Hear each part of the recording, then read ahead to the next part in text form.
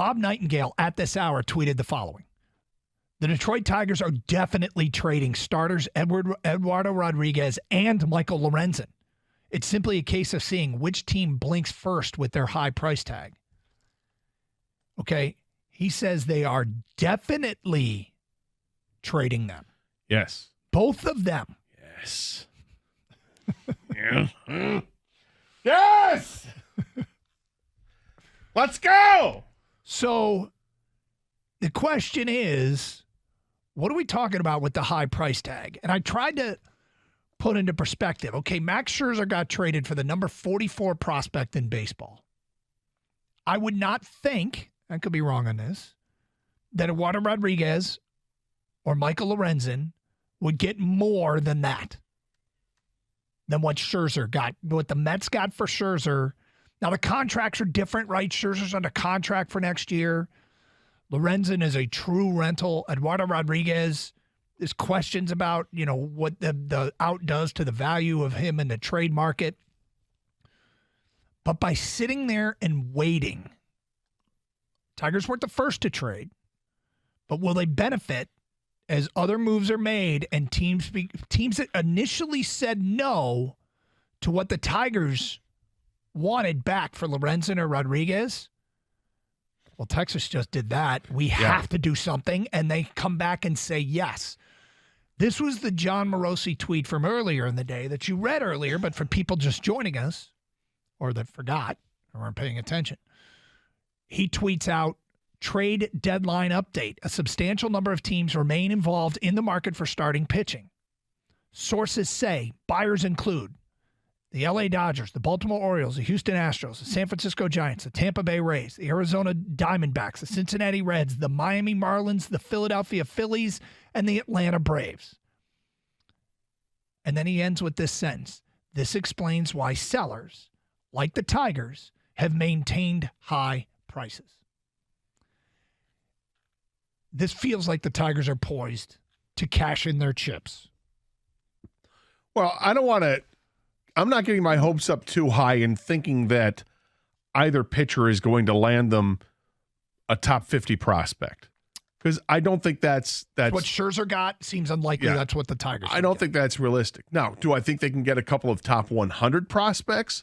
One for each of these pitchers? I do. And there's plenty of teams out there that have prospects to give up. Our buddy Jim Costa, who's in for Mike Valenti today, I believe, he tweeted out buyers with surplus of hitting prospects in the top 100. Baltimore has 8 in the top 100. Wow. Hitting prospects. The Dodgers have 4, the Reds have 4, and the Rays have 4. And then he mentioned something else I think we'll get to when John Morosi had a name to suggest as well. Yep. But just thinking about, I brought up the Orioles last week and looked at some of their prospects. And if I were to go away from their top 4, according to MLB.com, 2 of them are already up with the big league club. Mm-hmm. And the 4th prospect that they have was a guy who was taken like 2nd overall in the 2022 draft. Kjerstad, the outfielder, who's outstanding. Do I think he's available? Probably not. I don't think he is. But the prospects 5, 6, and 7 are all really good. And one of those guys is like a 6'5" third baseman who has a great arm and has a plus power tool as well. So if you're looking at that, that sounds nice. The Dodgers always have talent in their system. They've got 4 hitters in the top 100 to look at. Okay.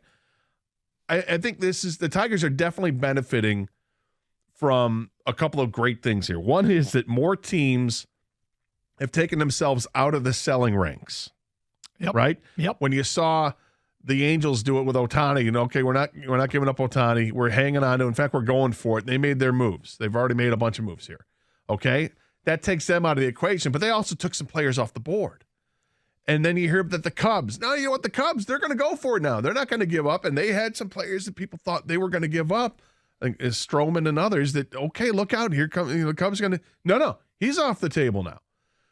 So not many players are left on the table where there was, it looked like a few days ago, a surplus of starting pitching talent available at the trade deadline. Now that list is getting chopped down. Mm-hmm. Now, is Verlander better than these guys? Of course he is. But there's a price to be paid with that, and the Mets are going to have to give up. They're going to have to eat a significant amount of that salary, I would imagine. And I'm not sure if that gets worked out or not. They've already worked out one mega deal to send Scherzer on his way. But that's some competition there. We'll see if Verlander gets dealt or not. But the Tigers do have two pitchers that the teams would have interest in. And yes, now I believe that the price is higher now than what it was maybe a week ago. And I'm hoping that Scott Harris can really navigate this because this is his first real opportunity. Well, we saw the draft. The draft you don't know for years to come on if they hit on those guys or not. But the theory of how they did things, I liked it. I liked the theory. They went with a high school kid. Yeah. And I heard Pat Caputo say last night, I really respect Pat's opinion when it comes to baseball. And he suggested that the Tigers are going to treat Max Clark like he's a college player and not like he's a high school player, meaning he could move up quickly through the minor leagues. We'll see. But that's just a little bit of excitement that they got, and they ended up getting some high-end high school talent, some high-end college talent, because they saved enough money with their allotted money that they could use. So it works out. How does that affect this? I think that Scott Harris has some momentum here, and I'm excited to see what he can do. I'm going to let him cook, and I'm hoping it really turns out well for the Tigers, that maybe the Tigers can get a couple of top 100 level prospects. It might mean sweetening the pot a little bit. Maybe you got to offer up a bullpen arm in addition. Cisnero has been nice for the Tigers. He hadn't been great, but he's been nice, and he's had a decent season here. Lang was lights out to start. He's been erratic since.